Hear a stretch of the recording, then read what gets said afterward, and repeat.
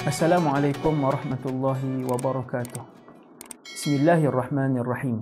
Alhamdulillah wassalatu wassalamu ala Rasulillah wa ala alihi wa sahbihi wa man walah wa la haula wa la quwwata illa billah, amma ba'd. Muslimin, para penonton yang dirahmati Allah SWT sekalian, bersama dalam rancangan Tashih Mafahim bersama saya Ustaz Wadi Anwar. Tashih Mafahim bermaksud pembetulan kepada sebahagian fahaman-fahaman yang menyeleweng yang berlegar dalam masyarakat Islam Malaysia khususnya dan di seluruh dunia umumnya. Tuan-tuan, untuk episod kali ini kita nak bercakap tentang hadis dhaif boleh tak jadi hujjah dan beramal dengan hadis dhaif. Bila sebut hadis 1400 tahun yang dulu, Nabi kita, Nabi Muhammad sallallahu alaihi wasallam, apa yang Nabi kita ucap, apa yang Nabi kita buat dan apa yang Nabi kita iqrar, yang tu jadi hadis. Cara mudahlah untuk kita semua faham, tiap-tiap yang Nabi kita cakap dan tiap-tiap yang Nabi kita buat hadis. Tetapi setiap ucapan dan perbuatan ataupun iqrar tadi, benarkah ianya daripada Rasulullah sallallahu alaihi wasallam? Di sini munculnya kedudukan sesuatu hadis itu sama ada sahih ataupun dhaif ataupun maudhu' yang direka-reka. Lahirlah perbahasan tersebut. Kenapa kita memilih untuk bercakap tajuk adakah hadis dhaif ni boleh hukum berhujjah dan beramal dengannya? Sebab di akhir-akhir ni 50-100 tahun ni muncul satu fahaman hadis tu dhaif, terus ditolak. Muncul satu fahaman dhaif, yang tu sama dengan maudhu'. Muncul satu fahaman takut apabila dibacakan dengan hadis-hadis dhaif di dalam satu-satu perkara. Apakah benda tu betul? Fahaman itu betul? Pada kali ini kita akan bahaskan. Tuan-tuan sekalian, 1400 tahun yang lepas Nabi bercakap. Contoh Nabi bercakap, innal halala bayyinun wa innal harama bayyinun, sampai habis. Ucapan tu mai pada Nabi ke? 1400 tahun yang lepas, adakah Nabi yang sebutkan lafaz itu, ucapan hadis itu? Jawapan dia, ya. Sebab ulama' menghukumkan hadis itu hadis sahih. Habis, jelas. Macam mana pula hadis itu dia boleh menjadi dhaif? Okey, jom kita tengok. Satu hadis, kita nak sebut hadis tu hadis sahih, dia kena ada 5 syarat. Kita nak hukum perkataan itu atau perbuatan itu ataupun takrir itu daripada Rasulullah secara sahih, ada 5 syarat. Yang pertama, sanad kena bersambung. Daripada siapa itu bersambung. Ittisalus sanad, syarat pertama. Yang kedua, yang sampaikan perkataan atau perbuatan daripada Rasulullah itu adalah orang yang adil dan bermaruah. Tuan-tuan, bila Nabi bercakap satu benda, Nabi buat satu benda, siapa yang tengok, siapa yang dengar? Orang pertama yang dengar, yang tengok, siapa dia? Itulah yang dinamakan perawi. Tentu sekali sahabat. Nampak? Bila Nabi bercakap, ar-rashi wal murtashi finnar, orang yang memberi rasuah, orang yang meminta rasuah, kedua-duanya dalam neraka. Nabi bercakap, siapa dengar? Sahabat dengar. Kemudian Nabi wafat, sahabat sampaikan kepada orang seterusnya, tabi'in pula dengar. Kemudian tabi'in sampaikan kepada orang seterusnya, tabi'in pula dengar. Turun sampai ke bawah. Lepas ni dinamakan ruwat ataupun ruwah, perawi. Perawi-perawi ni sampailah kepada satu orang Kesemua perawi ni start daripada Rasulullah, dan perawi-perawi ini kesemua ni mestilah yang bermaruah ataupun adil. Barulah hadis tu boleh capai tahap hadis sahih. Tu baru 2 tau, ada 5 syarat. Syarat pertama, sanad dia bersambung. Perawi-perawi tu 1, 2, 3, 4 bersambung, tak ada terputus, tak ada hilang.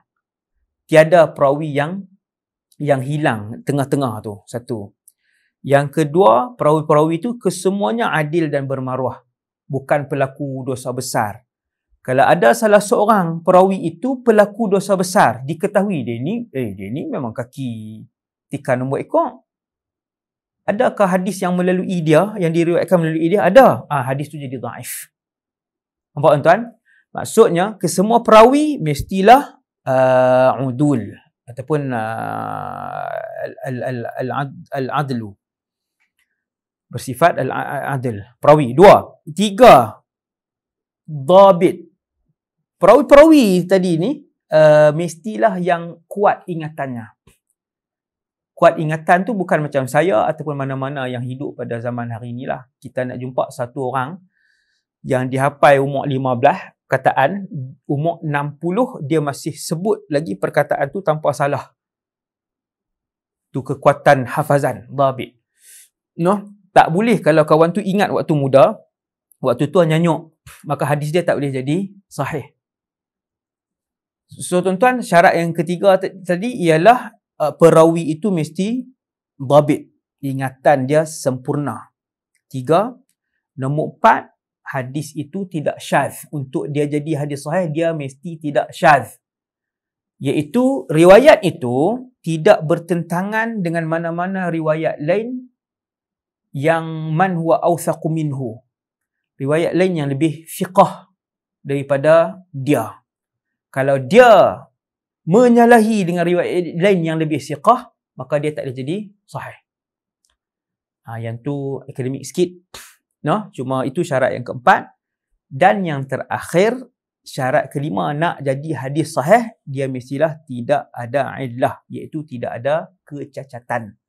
Kecacatan seperti perawi. Salah seorang perawi ramai tu, salah seorang dalam susur galur tu ada yang pemalsu hadis, ada yang fasik, maka hadis tu tak boleh jadi sahih. Itu 5 syarat untuk hadis menjadi sahih.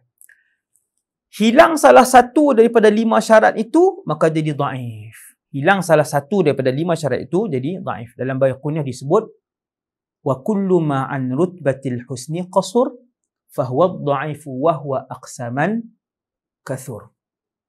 Tiap-tiap hadis yang lebih kurang darjatnya daripada hadis hasan, maka dia menjadi dhaif, dan dhaif tu pula dia ada pembahagian dia yang banyak. Okey tuan-tuan, kita nak tengok pula apa itu hadis dhaif. Hadis dhaif ialah satu hadis ucapan Rasulullah atau perbuatan Rasulullah atau takrir daripada Rasulullah yang mana tak cukup sifat sahih dan tak cukup sifat hasan, tak cukup syarat sahih, tak cukup syarat hasan. Hak 5 tadi inilah hak kita sebut tadi, maka dia pun turun menjadi dhaif. Hadis itu menjadi dhaif. Adakah kesemua hadis dhaif itu adalah ditolak? Ayuh kita lihat perbahasan para ulama yang sebenarnya. Nombor 1, ada tiga pendapat di kalangan ulama tentang hadis dhaif ini. Kumpulan pertama kata hadis dhaif adalah hujjah secara mutlak. Masya Allah tuan-tuan. Hadis dhaif adalah hujjah secara mutlak dengan 2 syarat. Kumpulan ni kumpulan minoriti di kalangan ulama.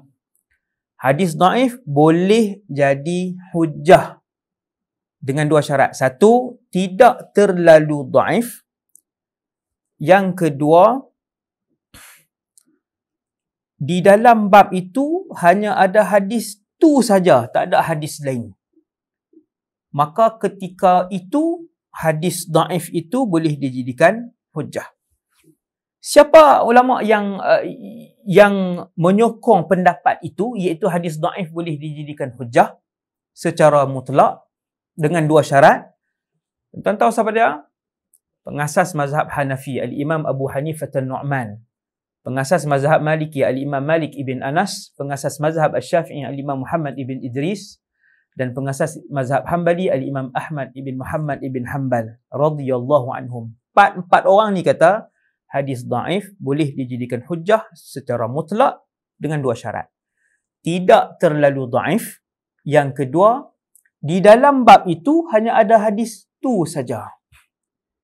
Dalam bab tu hanya ada hadis tu saja, maka ketika itu hadis itu boleh dijadikan hujah. Saya tak mau buat contoh. Kita ada contoh seperti hadisul qahqahah fi shalah. Ada ma'mul 'inda al-Hanafiyah. Ada perbahasan dia. Kemudian tuan-tuan, itu kumpulan pertama. Sebab tu tuan-tuan,